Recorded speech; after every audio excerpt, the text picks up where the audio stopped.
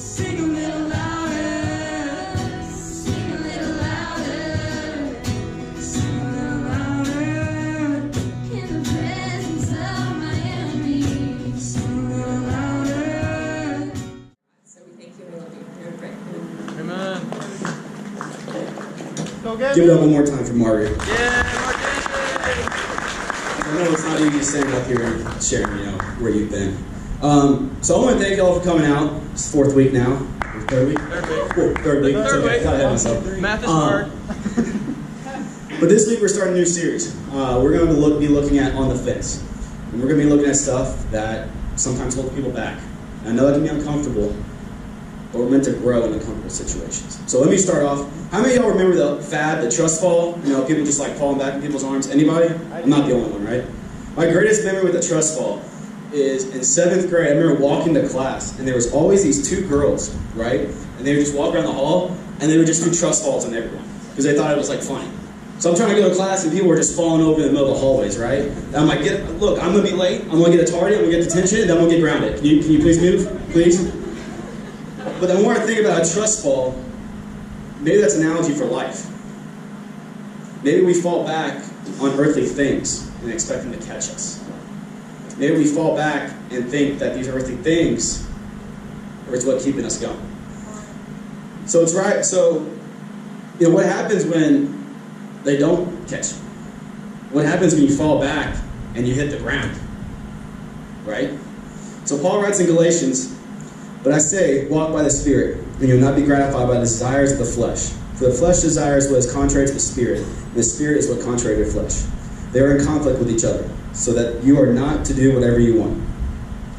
So when we don't follow the Spirit, we turn to the flesh. And the flesh is what drives us away from the Spirit. And so sometimes when we want to follow the flesh, we want to follow these earthly things, we're going to fail.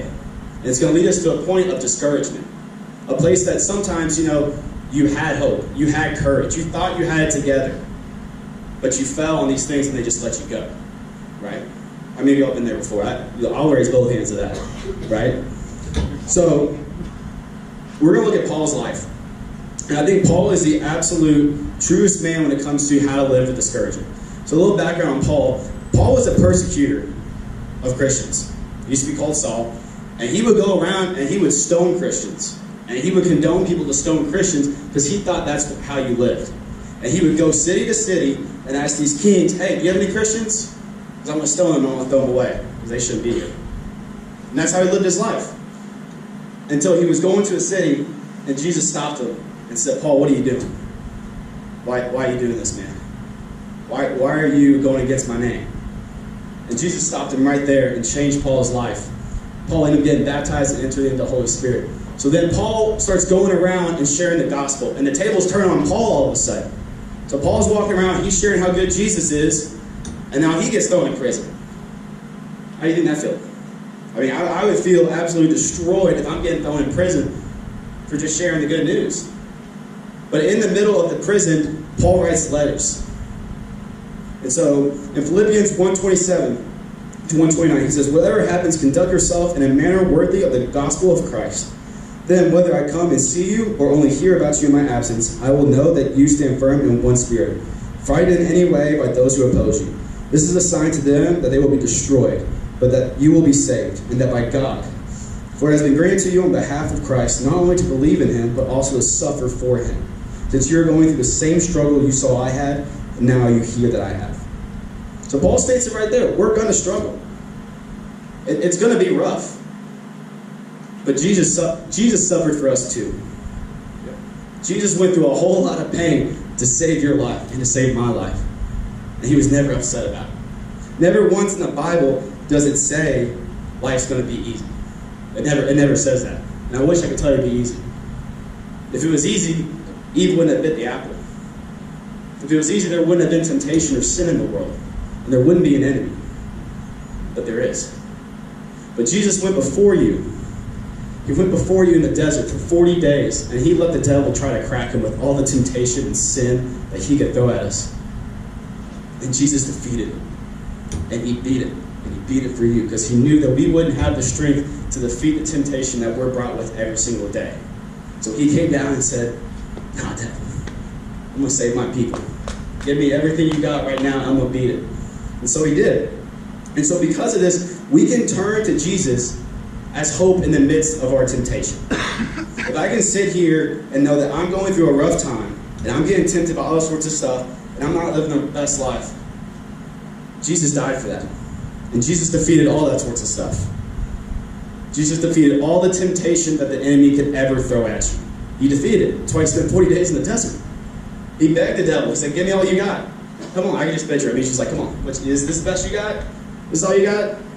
This what you got to give to my people? I'll defeat it real quick. Don't worry about it, devil. I got you. So he later writes in another letter when he's in prison. Ephesians 6:10-13. Finally be strong in the Lord and his mighty power.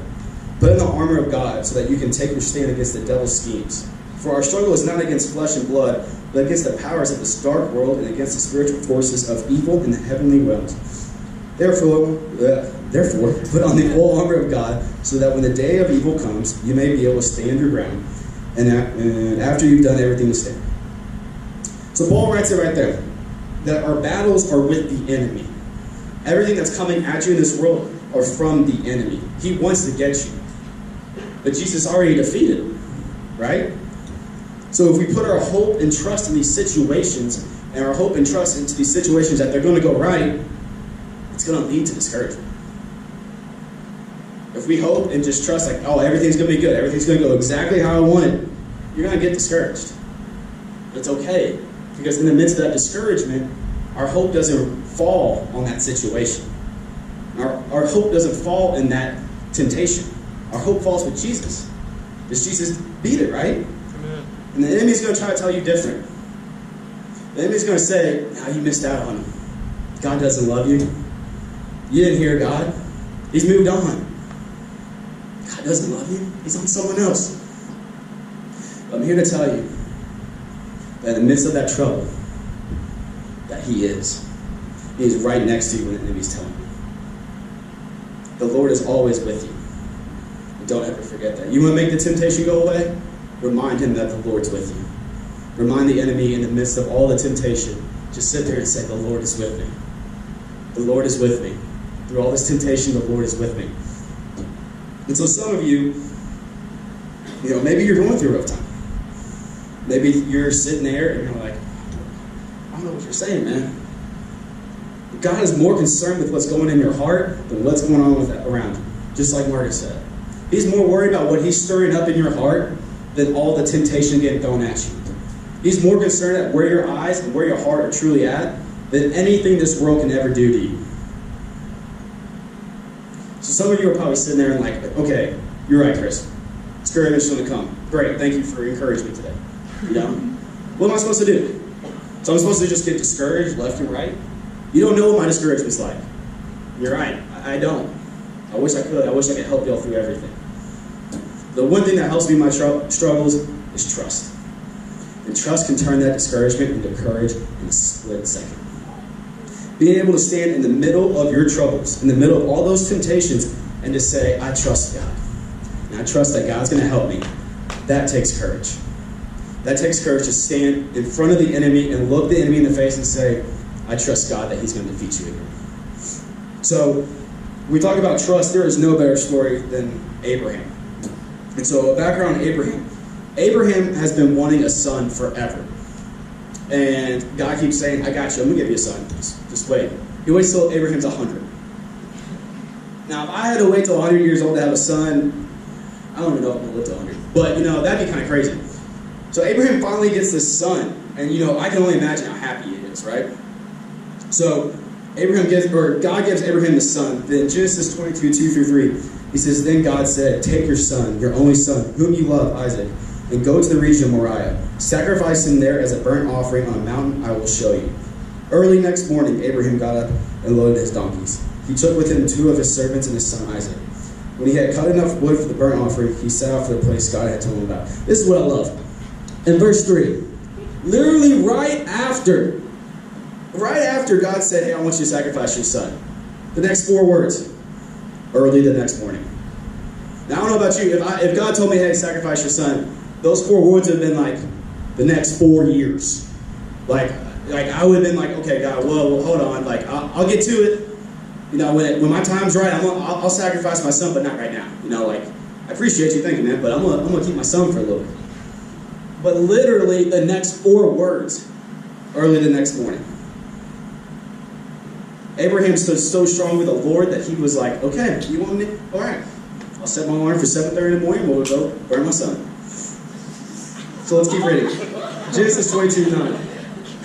When they reached the place God had told him about, Abraham built an altar there and arranged the wood on it. He bound his son Isaac and laid him on the altar and on the wood. Then he reached out on his hand and took the knife to slay his son. But the angel of the Lord called out to him from heaven, Abraham, Abraham, here I am. He replied, do not lay a hand on the boy. He said, do not do anything to him. Now I know you fear God because you have not withheld from me your son, your only son. Abraham looked up, and there in a thicket he saw a ram. He caught it by its horns and used it as a burnt offering instead of a son. Continue Genesis 16. It said, and the Lord said, I swear by myself, declares the Lord, that because you have done this and have not withheld your son, your only son, I will surely bless you and make your descendants as numerous as the stars in the sky and the sand on the seashore. Your descendants will take possession of the cities of their enemies, and through your offspring all nations on earth will be blessed because you have obeyed me. So Abraham waited and waited and waited for his son, just to test Abraham. And Abraham stood so strong in his trust. He knew God's plan for him was greater than anything that he could do. And that's why this story is so powerful. There was no indecisiveness. There was never a moment of hesitation for what God wanted for Abraham. God called Abraham, and Abraham said, you got it. You're greater than me, and your plan's greater than me. I don't know what this means, but I'm going to do it. And that's why this story is so good. That's why there's no indecisiveness, and that's how strong Abraham's trust is. So I'm going to call the worship team back up as I'm going to bring it home real quick. I'm going to read this quote I saw the other day about halfway Christianity. It says, halfway Christianity is the most miserable existence of all. Half-hearted Christians know enough about their sin to feel guilty, but they haven't gone far enough with the Savior to become happy. Wholehearted Christianity is happy, and there is no other happiness. So some of you are on the fence. My question to you is, what's holding you back? There is so much more to the Father that I know about and that you know about. And His plans that He has for each and every one of you are so much greater than you can even imagine. So much greater than what you can even think you're about to do in your life. God can do it times 10. And so I don't know what y'all were taught about God, but I compiled a list of some adjectives to kind of describe God, to make y'all kind of realize how awesome and trustworthy He is. God is relentless. He's faithful. He's trustworthy. Honest. Almighty. Alive. Cleansing. Powerful. He's understanding. He's approachable. He's listening. He's protective. He's unfailable. He's passionate. He's wholesome. And He is perfect. Oh, yeah. He is perfect. He will never let you down. In the midst of all the darkness in your life, in the midst of when you think you're alone, He's there and He's listening to you. Sometimes we just need to let Him in those dark moments for Him to flip His swingers, snap His fingers and turn into lightness, right? Because He can do it. He's got that power, right? He's God. But sometimes we need to let Him in that dark area. We need to let Him in that dark area. In the midst of when we're struggling, we need to open up our hearts and say, Lord, come save me. Come save me from the enemy. I don't belong to him. So I'm just going to leave you all with this. What's it going to take for y'all to do a trust fall with God? What's it going to take for you to throw everything away, fall back into His arms, and let Him guide your life? What's it going to take? So as we sing this next song, whether y'all sing or not, just listen to the words. Just listen to what the words have to say for you.